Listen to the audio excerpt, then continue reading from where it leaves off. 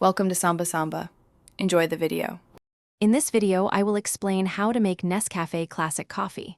First, grab your favorite mug and add 1 to 2 teaspoons of Nescafe Classic instant coffee.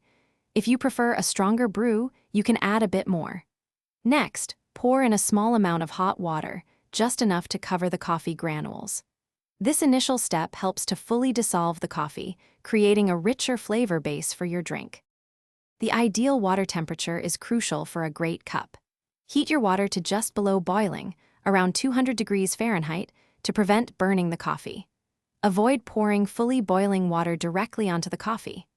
After adding the initial hot water, stir the mixture vigorously for about 15 seconds.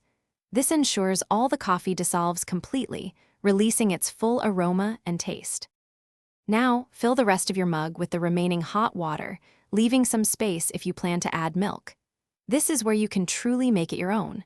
Add sugar, milk, or cream according to your preference.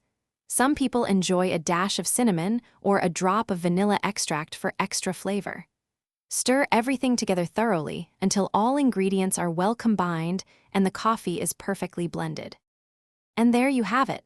Your perfect cup of Nescafe Classic coffee is ready to enjoy. Take a moment to savor the rich aroma and comforting taste.